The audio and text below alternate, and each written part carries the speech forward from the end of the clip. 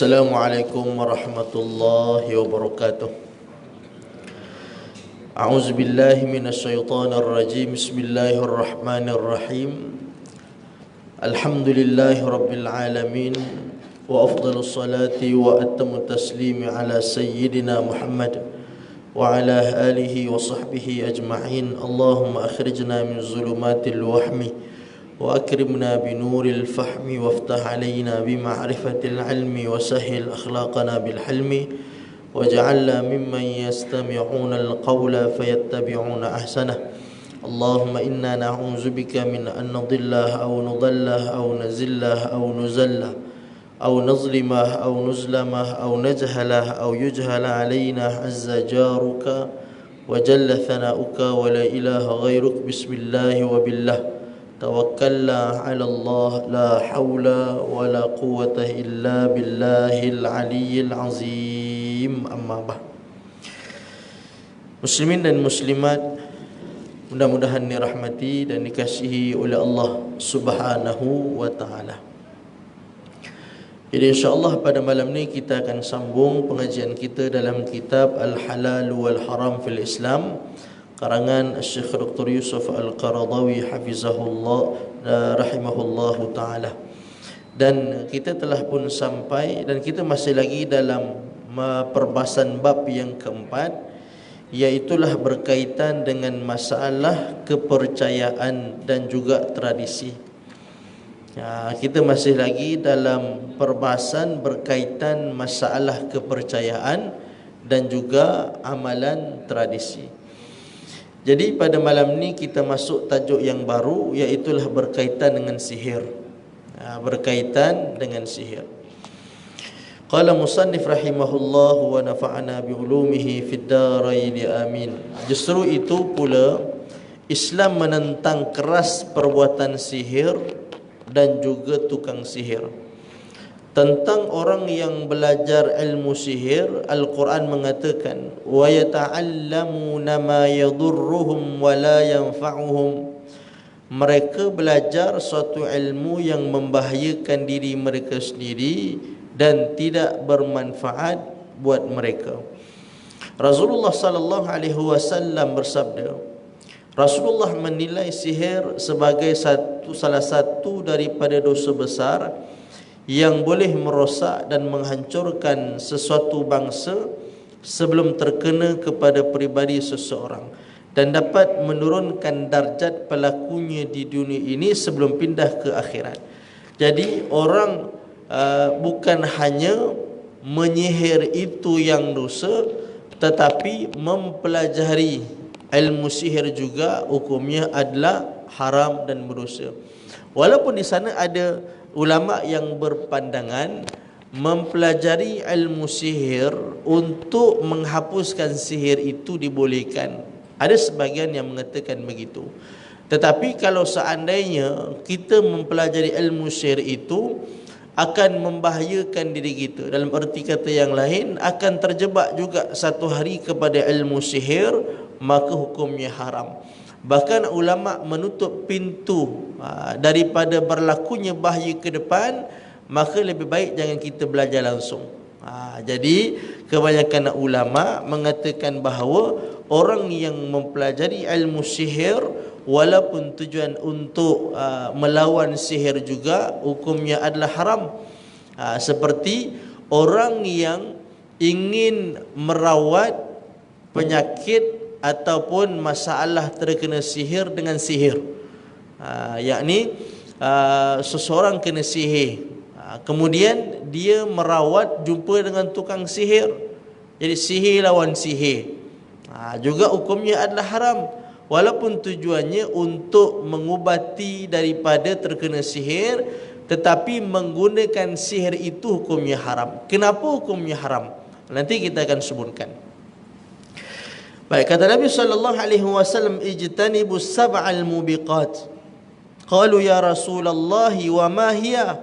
Qala asyirku billah wasihru wa qatlun nafsi allati harramallahu illa bil haqq wa aklu riba wa aklu mal al yatim wat-tawli yaumaz zahfi wa qadhful muhsanatil ghafilatil mu'minat. Jauhilah 7 perkara besar yang merosak. Apakah 7 perkara yang akan merosakkan orang itu dan orang lain? Bukan hanya merosakkan orang lain, tapi orang itu juga akan merosak. Para sahabat bertanya, apakah 7 perkara itu ya Rasulullah? Yang pertamanya kata Nabi sallallahu alaihi wasallam ialah orang yang syirik kepada Allah Subhanahu wa taala. Kenapa orang yang syirik itu merosakkan dirinya dan juga orang lain? Kalau orang lain okeylah, tapi kenapa syirik itu merosakkan dirinya? Karena dia telah mengalihkan fitrahnya yang betul, yang hanya percaya kepada Allah, kepada percaya selain Allah Subhanahu wa taala. Mana dia telah merosakkan fitrah dia, yang mana fitrah manusia tak mungkin menerima Tuhan selain Allah. Fitrah manusia yang Allah jadikan tidak mungkin menerima selain daripada Allah Subhanahu wa taala memberikan sesuatu, tak mungkin. Cuma kita yang merosakkan diri kita, memaksa diri kita mempercayai, meyakini sesuatu selain Allah mampu memberikan manfaat dan faedah. Kita paksa benda yang tak mungkin berlaku. Macam contoh skru, lubangnya kecil, katalah saiz berapa inci biasa, katalah kecil lah, skru yang kecil. Tapi kita masuk dengan skru yang gedabak besar, paksa juga, dia akan rosak tak? Dia akan rosak. Sebab kamu memasukkan benda yang tak mungkin boleh masuk. Begitu juga fitrah manusia dan akal manusia, mana mungkin boleh menerima selain daripada Allah mampu memberikan manfaat dan juga faedah. Akal tak boleh terima benda itu. Fitrah kita tak mungkin terima benda itu, tapi kita memaksa dia terima benda yang mustahil tadi itu. Maka akhirnya dia akan jadi rosak. Bermakna nilai kemanusiaan yang Allah ciptakan semulia-mulia makhluk tadi itu, maka tidak ada lagi, kerana dia telah dirosakkan oleh kita tadi. Yang keduanya, iaitulah membunuh jiwa. Yang kedua adalah sihir. Jadi fokus kita pada malam ini berkaitan dengan sihir.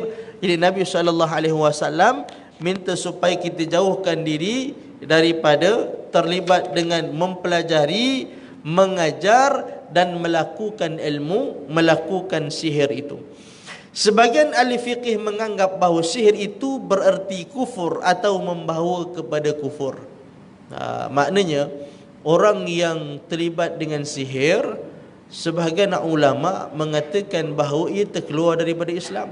Sebab itu di zaman para sahabat, ramai sahabat yang menghukum bunuh orang-orang yang terlibat sihir, antaranya Sayyidina Umar Al-Khattab radhiyallahu anhu. Kan orang yang terlibat dengan sihir maka hukumnya mati. Jadi kenapa hukumnya mati? Sebab perbuatan itu yang kalau dilakukan oleh seorang Muslim, maka dia menjadi murtad, dia keluar daripada Islam. Maka apa hukum bagi orang yang murtad? Mati hukum dia. Maka sebab itu para sahabat meletakkan satu hukuman kepada orang yang terlibat dengan sihir untuk hukuman mati bagi mereka. Bahkan dalam hukum juga bahawa seseorang yang terlibat dengan sihir menyebabkan kematian, ya, dia sihir kawan tu sampai kawan tu meninggal, maka orang yang terlibat sihir, yang menyihir tadi itu boleh dikenakan hukum qisas. Maknanya apa dia? Maknanya dia boleh dibunuh balik.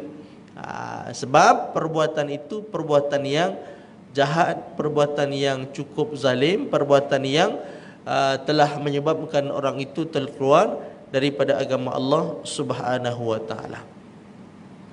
Baik. Tapi hari ini masih lagi, walaupun tidak ramai, tetapi masih ada orang yang terlibat dengan sihir menyihir, santau menyantau, kan? Dengki dengan kejayaan orang lain, kan? Kita di tempat kita mungkin tidak banyak, tapi di Indonesia cukup kuat, kan? Di Indonesia cukup kuat dengan amalan sihir, atau dia kata santit menyantit, kan? Suka menyantau orang, sihir, menghantar yang muka-muka itu banyak berlaku di Indonesia. Baik. Jadi ingat perbuatan itu bahaya. Bahayanya di mana? Bahaya ke depan kita. Maksudnya kalau kita tidak bertaubat kepada Allah Subhanahu wa taala sebelum meninggal, maka kita tak akan sentuh syurga, tak akan masuk dalam syurga buat selama-lamanya. Kerana orang yang terlibat dengan sihir tadi itu, maka dia terkeluar daripada Islam. Jiran saya ada, dia buka kolam, dia buka kolam mancing. Alhamdulillah berjaya lah kan? Ramai orang datang. Tadi ada orang yang tak senang dengan kejayaan dia, maka orang hantarlah macam-macam. Sampai akhirnya saya tengok dia pun separuh gila dah kan? Porak-poranda rumah tangga kacau, habis anak-anak pun terkena juga, tempias daripada sihir tu. Dan itu tunjuk pada saya lah, dia kata, Ustaz ni masa saya merawat, kena rawat, dia kata masa saya rawat dengan satu orang tukang rawat tu, rawatan syifa lah kan. Habis segala masa bahasa Siam segala mak nenek keluar kan. Rupanya dia kata dia hantar apa nama ni, santau ke sihir, tak tahulah, lebih kurang anak beranak tu lah daripada Siam, kerana menyebabkan dia orang jadi benci dengan dia, orang jadi marah dengan dia, dan dia jadi sakit, tak keluar rumah, bergaduh keluarga dan segala macam. Jadi sihir itu berlaku. Jadi sihir itu memang wujud, dan masih ada lagi orang yang mengamalkan sihir itu, dan dia telah melakukan satu perbuatan yang membahayakan diri dia. Besok dia tidak akan masuk ke dalam syurga Allah Subhanahu wa taala. Baik. Tapi ada satu orang kawan lagi, masalah dia lain pula kan. Masalah dia berniaga kan. Dia berniaga, kawan-kawan lain pun berniaga juga kan. Ada yang sama produk lah dengan dia. Jadi orang tak beli barang dia. Jadi bila orang tak beli barang dia, dia kata ada orang hantar sehingga orang tutup kedai dia. Hantar maksudnya tutup ni, hantarlah benda supaya orang tak nampak kedai dia. Maka dia pindah tempat lain. Tak jauh daripada tempat ni, pindah ke tempat yang lain. Jadi bila dia pindah tempat lain, kita pun bagilah sikit, kita bagi sikit pandangan lah, kata meniaga ni, kita bagilah sikit-sikit pandangan yang kita ada kan, begini. Dia kata, Ustaz, saya bukan tak nak buat, takut nanti bila kita berjaya orang pandang tak senang pula, jadi penyakit ain pula. Jadi nanti saya kata, bila engkau orang tak beli, kau kata orang sihir engkau. Bila kita bagi tahu supaya perniagaan kita boleh maju, tak nak pula. Jadi benda apa yang kau nak sebenarnya? Masalah orang kita pun ada macam tu, sikit-sikit sihir, sikit-sikit orang hantar, sikit-sikit orang buat, sikit-sikit. Itu yang kadang-kadang jadi masalah kita juga. Jadi kita tak menafikan adanya benda tu, tetapi janganlah semua benda kita borong pergi ke arah tu. Kadang-kadang masalah dekat kita masak makanan tak sedap, orang tak beli, kita kata orang hantar kan. Itu masalah. Baik. Kemudian sementara ada pendapat yang berpendapat ahli sihir itu wajib dibunuh demi melindungi masyarakat daripada sihir. Al-Quran juga telah mengajar kita supaya kita suka berlindung diri kepada Allah dari kejahatan tukang sihir. Seperti mana firman Allah dalam surah Al-Falaq, wa min syarrin naffatsati fil 'uqad. Dan aku berlindung diri dari kejahatan tukang meniup simpul, yakni tukang sihir. Peniup simpul salah satu dari cara dan ciri yang dilakukan oleh ahli-ahli sihir. Dalam satu hadis yang dikatakan, man nafatha fi 'uqdatin faqad sahara wa man sahara faqad asyrak. Barang siapa yang meniup simpul, maka sungguh ia telah mensihir. Barang siapa yang mensihir, maka sungguh ia telah berbuat satu daripada amalan syirik. Baik, sihir ni macam-macam jenis lah. Ada orang hantar sihir daripada jauh. Saya tak tahu perkataan sihir menyihir ni, tapi dengan orang cerita macam tu lah. Boleh sihir melalui angin lah, boleh sihir melalui telefon lah, tu Allah alam, saya tak tahu. Cuma sihir itu wujud ataupun tidak wujud kan. Dan sebab itu Allah Subhanahu wa taala minta supaya kita berdoa lindung daripada sihir. Bahkan Nabi SAW juga pernah terkena sihir. Jadi maknanya sihir itu wujud. Cuma bagaimana kaedah, bagaimana berlakunya sihir itu Allahu alam, saya tak tahu kan. Cuma kita ingat dan kita faham apa yang Allah perintahkan, supaya kita minta Allah lindung kita daripada daripada sihir, menunjukkan bahawa sihir itu memang wujud. Sebagaimana halnya Islam telah mengharamkan pergi ke tempat dukun untuk menanyakan perkara-perkara gaib, maka begitu juga Islam mengharamkan perbuatan sihir atau pergi kepada tukang sihir untuk mengubati sesuatu penyakit yang telah dicubakan kepadanya. Jadi jumpa tukang sihir untuk rawat sihir. Jadi jumpa tukang dukun untuk merawat satu penyakit ataupun untuk mengadu nasib dan segala macam, semuanya hukumnya haram. Jadi dia berpunca, sumbernya daripada mana? Sumbernya adalah daripada seseorang yang telah merosakkan i'tiqad dia. Kepercayaan kita hanya kepada Allah. Orang yang sakit umpamanya, kenapa dia jumpa tukang sihir untuk merawat sihir? Walhal tukang sihir tak mampu memberikan apa-apa manfaat manusia ataupun makhluk secara umum dia. Memang tidak mampu memberikan apa-apa manfaat dan faedah pun kepada manusia ataupun kepada apa-apa pun. Makhluk, siapa dia makhluk? Semua yang tuan-tuan tengok ni, ini namanya makhluk. Malaikat, bulan, bintang, matahari, tumbuh-tumbuhan, haiwan, semua ni namanya makhluk. Makhluk tidak mampu dan tidak berkuasa memberi kesan. Itu kepercayaan kita Ahlussunnah wal Jamaah. Makhluk, apa pun makhluk, dia tak boleh memberikan kesan. Contoh, pisau kan makhluk.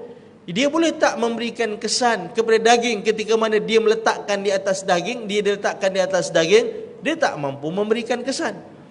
Kalau seandainya kita berkeyakinan pisau yang memotong daging, pisau yang menyebabkan daging itu terbelah, maka itu boleh berlaku syirik. Kat mana berlakunya syirik kalau kita kata pisau yang menyebabkan daging itu terbelah? Apa makna syirik? Syirik ni orang yang mensekutukan Allah Subhanahu wa taala. Apa makna sekutukan? Kita dalam bahasa Melayu pun kita kata syarikat. Kan syirik ataupun syarikat ayat ni menyamakan Allah dengan makhluk. Allah Subhanahu wa taala yang memberikan bekas, hanya Allah Subhanahu wa taala yang memberikan kesan dan bekas. Tiba-tiba kita kata dah, makhluk juga boleh memberikan bekas. Bermakna kita meletakkan Allah tu sama kedudukan dengan makhluk yang sama-sama boleh memberikan kesan. Itu yang jadi syirik. Allah sahaja yang memberikan kesan, tak ada makhluk yang boleh memberikan kesan. Itu dipanggil mentauhidkan Allah Subhanahu wa taala. Lawan daripada mentauhidkan Allah itu mensyirikkan Allah Subhanahu wa taala. Maka seorang yang beranggapan makhluk memberikan kesan, maka boleh jatuh kepada syirik. Orang yang mengatakan ubat menyihatkan, boleh kepada syirik. Orang yang mengatakan api yang menyebabkan rumah ini terbakar, boleh jatuh kepada syirik. Dan tu salah ke kita kata, aku pening dah nak makan ubat lah? Salah ke kita macam tu? Tak salah. Cuma keyakinan kita perlu ada bahawasanya hanya Allah Subhanahu wa taala lah yang menyebabkan sesuatu itu berlaku. Lah ni kita sakit, kita makan ubat, maka berlakunya sihat, adanya sihat. Sihat itu siapa yang bagi? Ubat ataupun Allah yang bagi? Kalau dalam hati kita kata Allah yang bagi sihat, cuma ubat ini sebagai sebab yang Allah jadikan untuk datangnya sihat, okey, tak ada masalah. Maka itu kepercayaan yang betul, kan? Tapi kalau kita katakan bahawa ubat mengandungi kuasa yang mampu menyihatkan kita, yang itu problem, kan? Pisau yang mempunyai kuasa sehingga terbelahnya daging, itu kepercayaan yang masalah, kan? Tapi kalau kita kata pisau yang menyebabkan daging itu terbelah setelah diizinkan oleh Allah Subhanahu wa taala, yang tu kita masih boleh terima. Maknanya dia menyandarkan juga kepada Allah. Kalau Allah Subhanahu wa taala tak izinkan daging itu terbelah di saat pisau diletakkan di atas daging, maka tidak akan terbelah daging. Kalau kepercayaannya seperti itu, maka kita kata masih aman. Kepercayaan dia masih aman. Jadi orang yang berjumpa dengan tukang sihir, bermakna dia percaya tukang sihir juga mampu mendatangkan sembuh. bukan hanya Allah seorang, bukan hanya Allah satu-satu yang boleh menyembuhkan aku, bahawa tukang sihir pun boleh menyembuhkan aku. Itu kan jadi syirik hukum dia. Maka sebab itu orang yang melakukan ilmu ataupun orang yang melakukan sihir, maka dia boleh menjadi syirik kepada Allah Subhanahu wa taala. Tapi yang jadi masalahnya, saya terdengar satu video itulah, kan? Dia kata pandangan orang yang mengatakan bahawa Allah satu-satunya yang memberikan kesan, itu adalah pandangan yang sesat, pandangan yang tak betul, pandangan yang tak masuk akal. Yang sebetulnya adalah Allah memberikan kuasa kepada makhluk supaya terjadinya sesuatu. Jadi dia kata begitu. Tuan-tuan kena faham bahawa itu sebenarnya adalah pandangan daripada Mu'tazilah. Mu'tazilah yang mengatakan bahawa manusia dia memberikan kesan, dia mampu mendatangkan sesuatu, kan? Contoh, perbuatan seseorang manusia melakukan benda yang haram itu, perbuatan itu diciptakan oleh dirinya, kata Mu'tazilah. Sebab apa? Sebab Mu'tazilah kata, kalau kita katakan seseorang itu melakukan maksiat, perbuatan itu Allah yang buat, tak layaklah kita kata macam tu. Sebab Allah tu maha mulia, Allah tu maha suci. Mana mungkin Allah ciptakan perbuatan maksiat. Jadi orang yang melakukan maksiat itu dia yang buat sendiri, bukan Allah yang buat, kata golongan Mu'tazilah. Bagi kita Ahlussunnah wal Jamaah, kita kata apa? Manusia ke makhluk secara umum dia tak mampu mewujudkan sesuatu. Saya pun tak boleh mewujudkan pergerakan saya, tak boleh. Yang menjadikan saya bergerak ini Allah Subhanahu wa taala. Yang tuan-tuan datang pada malam ni sembahyang, kemudian mengaji, kemudian kita nanti baca Quran, zikir apa semua, semua Allah Subhanahu wa taala yang buat. Kita tak mampu mewujudkan sesuatu pun. Yang menciptakan semua benda itu Allah, yang menciptakan kita Allah, yang menciptakan pergerakan kita Allah, yang menciptakan adanya tak ada, semuanya Allah Subhanahu wa taala. Makhluk apa yang dibuat, tak ada satu pun yang manusia buat. Tak ada satu pun yang makhluk ciptakan. Semuanya diciptakan oleh Allah Subhanahu wa taala. Dan itu perbuatan syirik yang dilakukan oleh seseorang, apakah itu juga Allah Subhanahu wa taala yang buat? Contoh, hamba Allah ini dia telah menyihir seseorang sehingga menyebabkan orang itu meninggal. Maka perbuatan dia menyihir tadi itu, siapa yang buat? Yang pertama, Mu'tazilah kata dia yang buat. Tak mungkin Allah buat, tak mungkin Allah ciptakan benda maksiat, tak mungkin Allah ciptakan perbuatan untuk syirik diri dia, tak mungkin, kan? Jadi kata Mu'tazilah, itu dia yang buat, kan? Manakala bagi kita Ahlussunnah wal Jamaah mengatakan bahawa perbuatan itu Allah yang buat. Allah yang ciptakan pergerakan, dia menyihir, dia bercakap apa semua tu Allah Subhanahu wa taala yang buat. Dan tu tak berusahalah dia, sebab bukan dia yang buat, Allah yang buat. Memang Allah yang buat, tetapi Allah Subhanahu wa taala buat atau menciptakan benda yang dia nak supaya berlaku. Allah menciptakan sesuatu yang dipilih oleh dia. Mana dia memilih untuk menyihir orang, maka Allah gerakkan perbuatan dia. Itu maksud dia. Kalau dia tak nak menyihir orang, Allah tak ciptakanlah perbuatan tu. Sebab dia memilih untuk menyihirlah, Allah ciptakan perbuatan dia. Tuan-tuan faham apa yang saya nak sampaikan? Maknanya Allah ni, ciptaan Allah ni ada dua. Satu, yang bersifat ikhtiariyah. Apa ikhtiariyah? Perbuatan yang kita pilih. Macam contoh, saya pilih untuk bercakap, maka Allah gerakkan lidah saya. Dan ada benda yang Allah buat, kita tak pilih pun, tapi Allah buat. Contohnya apa dia? Contohnya, bila kita terkejut. Bila kita terkejut, orang yang terkejut, dia melatah, dia bercakap benda yang mungkar-mungkar. Dia tak pilih pun untuk bercakap macam tu, tapi Allah ciptakan benda itu tanpa pilihan daripada dia. Contoh, bila sejuk, menggigil bergerak badan kita. Jadi menggigil itu perbuatan yang wujud dekat badan kita, Bukan dengan pilihan kita, tapi Allah buat. Contoh yang ketiga, bila kita tidur, kemudian kita mengigau.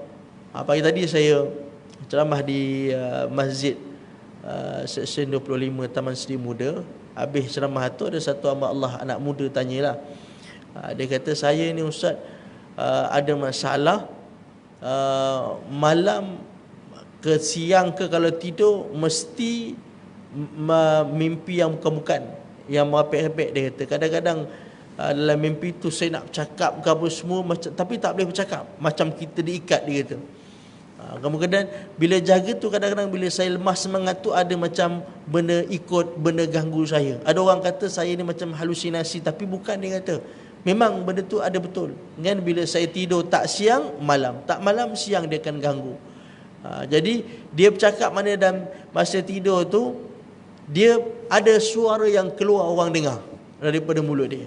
Jadi suara yang keluar itu bukan dia pilih, dia bukan pilihan dia untuk bercakap, tapi Allah ciptakan benda itu wujud. Jadi maknanya ada benda yang Allah buat sebab kita pilih, ada benda yang Allah buat kita tak pilih pun. Contoh, jantung kita bergerak, berdenyut, kita tak pilih pun, dia bergerak sendiri. Darah kita yang berjalan, kita tak pilih pun, tapi dia gerak sendiri. Baik. Jadi perbuatan kita yang Allah buat disebabkan pilihan kita, itulah yang akan dinilai oleh Allah dosa dan pahala. Manakala perbuatan kita yang bukan pilihan daripada kita, maka tak ada nilai dosa pahala. Kan? Tak ada nilai dosa pahala. Walaupun dia tidur, dia mimpi, dia cakap benda-benda yang syirik. Tengah-tengah tidur tu, dia mimpi, dia baca mentera. Kan? Dia sihir orang. Dalam tidur tu, dia tak sedar benda apa yang dia bercakap. Keluar benda-benda yang boleh merosakkan iman. Maka tak ada nilai dosa dan pahala. Yang ada nilai di sisi Allah itu kalau seandainya perbuatan itu pilihan dia. Mana dia nak berjudi, maka Allah gerakkan badan dia untuk berjudi. Dia nak minum arak, Allah gerakkan badan dia sehingga berlakunya minum arak, baru dinilai oleh Allah. Tapi kalau dia minum arak bukan pilihan dia, dia tengah tidur ngigau, dia buka peti air, dia pergi ke kedai, dia buka peti air, dia minum. Oh, ingat ke dia sedar? Rupanya daripada rumah dia berjalan 3 km pergi kedai, dia buka peti air dekat mall tu, dia minum arak habis botol. Contohnya. Mustahil tak macam tu? Tak mustahil. Waktu saya sekolah di Terengganu dulu, ada satu orang, bila kejut dia bangun tidur ni, galib dia, kebiasaan dia, pagi tu bila kita kejut, dulu sekolah saya jadi pengawas, kan?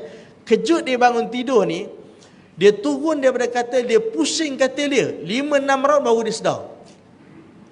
Dia kawasan katil tu banyak, bersusun, kata ada 20-30 katil tu.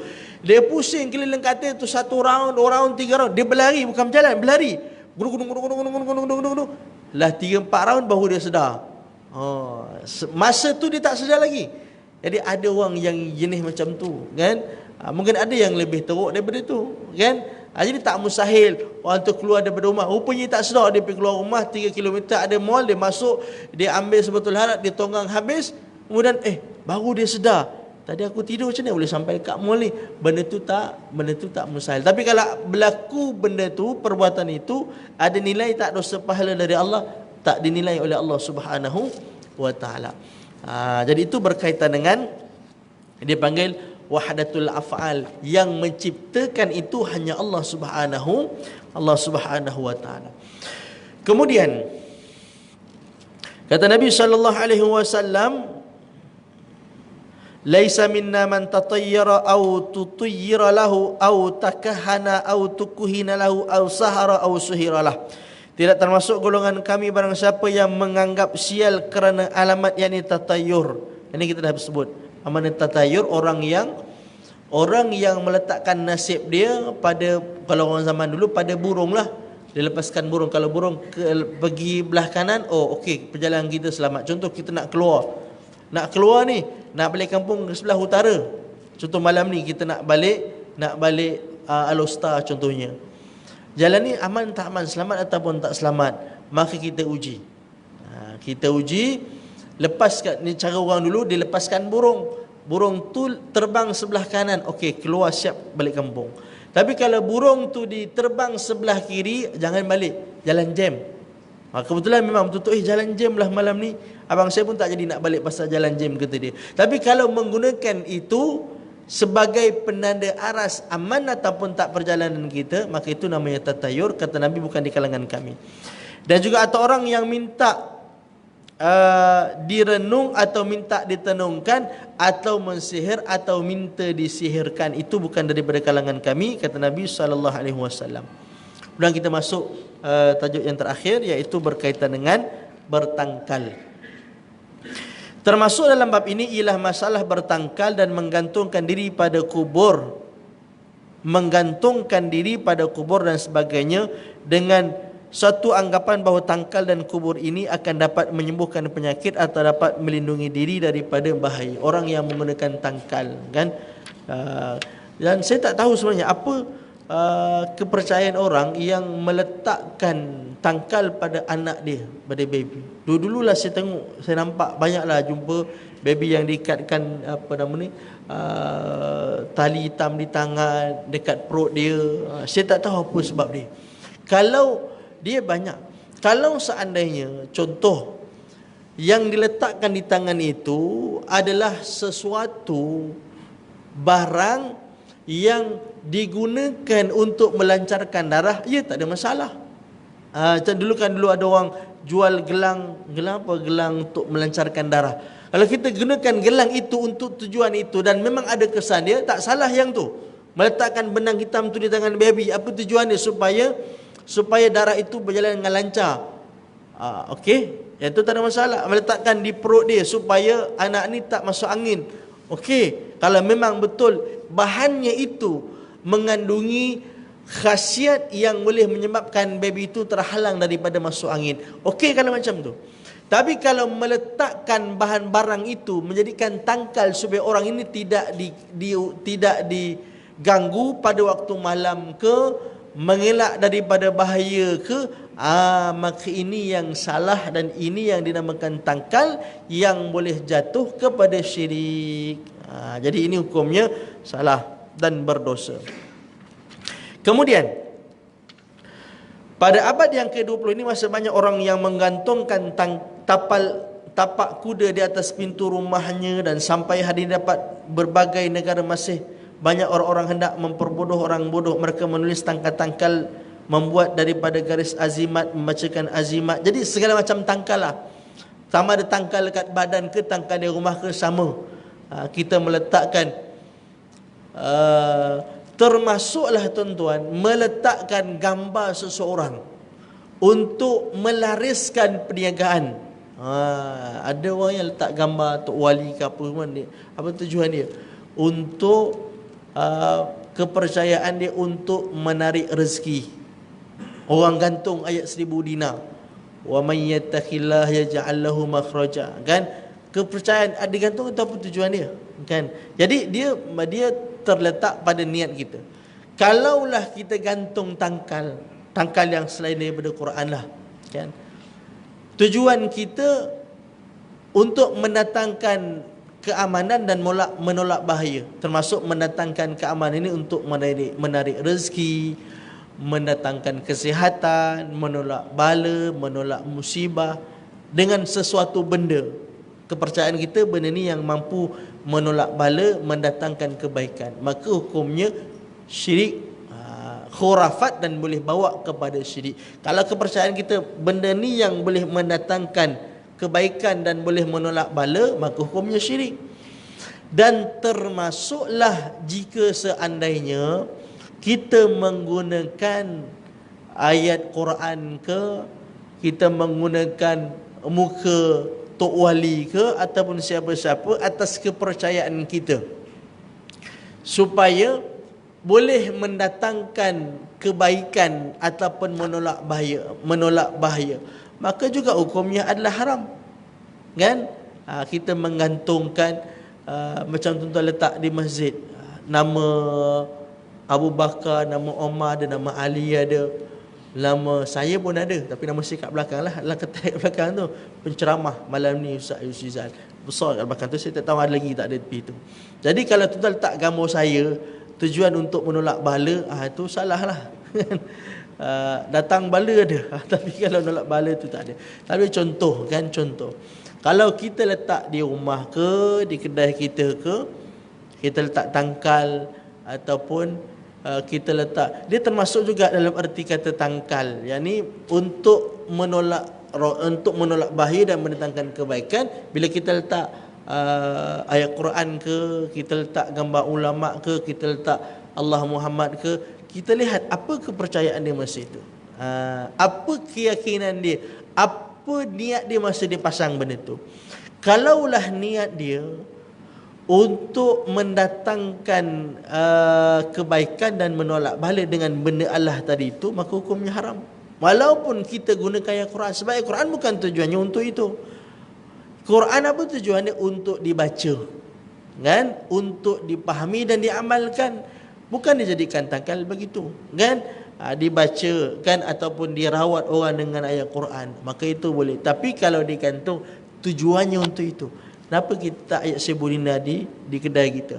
Supaya rezeki murah. Maknanya kamu yakin pada Quran, mana Quran yang mendatangkan rezeki ataupun Allah Subhanahu wa taala yang memberi rezeki. Jadi kalau seandainya tujuan kita bukan kerana nakkan kebaikan, bukan menghendaki menolak bahaya, tapi tujuan kita untuk perhiasan atau diambil pengajaran, jadi ulama berbeza pandangan. Ada yang mengatakan boleh, ada yang mengatakan tak boleh. Tapi kita ambil mengatakan pandangan yang mengatakan boleh lah, kan? Maknanya kalau kita gantung ayat Quran di rumah kita, ayat kursi ke, 3 kul ke, ayat 1000 dinar ke, kita letak pula Allah Muhammad ke, apa semua ni, tujuan ni apa? Untuk hiasan rumah. Okey, dia tak jadi haram, harus saja. Apa tujuan lagi? Tujuannya hanya untuk memberi pengajaran kepada kita. Bila kita letak ayat 1000 dinar, kita ambil pengajaran daripada ayat tu. Letak ayat kursi untuk ambil pengajaran daripada ayat tu, maka juga hukumnya harus, tak ada masalah. Tapi kalau letak itu untuk menolak bahaya, mana kamu tidak lagi percaya kepada Allah, maka itu jadi hukumnya haram. Walaupun dengan ayat Quran, bermakna menggunakan tangkal yang diperbuat daripada ayat Quran pun hukumnya adalah haram, kan? Cuma yang dibolehkan kerana ada hadis untuk meruqyah orang menggunakan ayat Quran, atau dalam bahasa Melayu kita kata jampi. Tapi jampi menggunakan ayat Quran itu boleh. Tapi menggunakan tangkal walaupun diperbuat daripada ayat Quran, maka hukumnya adalah haram. Bila sebut haram, maknanya berdosalah kalau kita buat. Baik. Kemudian, untuk menjaga keselamatan diri dan mengubati penyakit, ada cara-caranya sendiri yang sudah dikenal menurut ketetapan syariat Islam. Jadi untuk merawat tak perlu pakai tangkal, banyak, kan? Allah Subhanahu wa taala tunjuk dalam Quran, Nabi bagi tahu dalam hadis, ataupun rawatan yang ada pada hari ini, macam-macam cara boleh kita rawat penyakit. Tapi kenapa kita ambil jalan yang boleh merosakkan kepercayaan dan akidah kita? Baik. Kata Nabi SAW, tadawau fa innal ladzi khalaqad da'a khalaqad dawa. Berubatlah kamu kerana sesungguhnya zat yang membuat penyakit, dia juga yang membuat ubatnya. Baik. Inna in kana fi syai'in, maksudnya kalau ada sesuatu yang lebih baik daripada ubat-ubatanmu, maka ketiga hal inilah yang lebih baik, iaitu minum madu atau berpekam, ataupun kita menggunakan auqiyatun bina, atau rawatan menggunakan, ada satu cara rawatan orang Arab dahulu. Jadi kalau seandainya tak ada ubat-ubat yang lain, ada cara, maknanya banyak alternatif untuk kita merawat penyakit kita. Sebab penyakit yang kita ada ni datangnya dari Allah. Allah juga yang menurunkan ubatnya, Allah juga yang mendatangkan penawarnya. Jadi Nabi dah bagi tahu apa penawar yang kita boleh gunakan untuk merawat penyakit. Ini datangnya dari Allah Subhanahu wa taala. Kerana Nabi itu bercakap dengan wahyu, Nabi tak bercakap dengan hawa nafsu. Jadi Allah bagi tahu kepada Nabi penyakit, maka cubalah rawat dengan bekam, usahalah rawat dengan ruqyah dan segala macam. Adapun menggantungkan tangkal dan membaca mentera untuk berubat dan menjaga diri adalah satu kebodohan dan kesesatan yang bertentangan dengan sunnatullah dan dapat menghilangkan kepercayaan tauhid kita kepada Allah Subhanahu wa taala. Baik. Uqbah bin Amir meriwayatkan bahawa ada 10 orang yang berkenderaan datang ke tempat Rasulullah. Yang 9 dibaiat tetapi yang 1 ditahan. Kemudian mereka yang 9 tadi itu ditanya, mengapa dia bertanya, maka ia ditahan. Rasulullah pun menjawab, kerana ia di lengannya ada tangkal. Kemudian si laki-laki tersebut memotong tangkalnya, maka dibaiatkan dia oleh Rasulullah sallallahu alaihi wasallam, dan ia bersabda, man 'allaqa faqad asyrak, barang siapa yang mengantungkan tangkal maka sungguh dia telah menyekutukan Allah. Jadi kalau ada bayi-bayi, anak-anak kecil, cucu kita ke ataupun cucu menakan kita ke, yang tengok digantungkan tangkal di lengan, di perut dan segala macam, maka kita nasihatlah elok-elok, kan? Ini bukan caranya untuk kita membantu anak ini sihat. Bukan ini cara dia. Banyak cara yang lain. Kita mengantungkan tangkal ini satu kebodohan, kerana tak ada apa-apa manfaat dan faedah pun yang kita dapat. Macam orang dulu-dulu, kan, dia tidur di bawah bantal, diletakkan gunting, kan, diletak gunting. Kenapa dia letak gunting? Jadi ibu-ibu di belakang saya mungkin tahulah, kan, banyak orang perempuan yang letakkan gunting di bawah bantalnya kerana nak mengelakkan daripada berlaku benda yang buruk pada waktu malam. Itu kepercayaan itu datang daripada mana? Apa gunting tak ada kena-mengena pun. Kalau seandainya tuan-tuan viralkan gunting menghilangkan bukan, habis orang borong gunting kat kedai, kan? Jadi benda tu tak ada apa-apa manfaat pun. Yang mendatangkan manfaat dan menolak balik itu hanya Allah Subhanahu wa taala. Jadi orang yang menggantungkan tangkal, menggunakan tangkal, walaupun ada tangkal yang menggunakan ayat Quran dan sebagainya, maka kalau boleh dielakkan, kerana ia boleh merosakkan tauhid dan kepercayaan kita kepada Allah Subhanahu wa taala. Jadi tuan-tuan dan puan sekalian, saya kira cukup di sini dulu untuk perbahasan kita pada malam ni. Mudah-mudahan ada manfaat dan juga faedah untuk kita bersama, insya-Allah. A'udzubillahi minasyaitonirrajim. Bismillahirrahmanirrahim. Alhamdulillahirabbil alamin, wassallallahu ala Muhammad wa ala alihi wa sahbihi ajma'in. Allahumma ati anfusana taqwaha wa zakkiha anta khairu man zakkaha anta waliyuha wa maulaha, wa sallallahu ala Muhammad wa ala alihi wa sahbihi wa sallam. Alhamdulillahirabbil alamin. Assalamualaikum warahmatullahi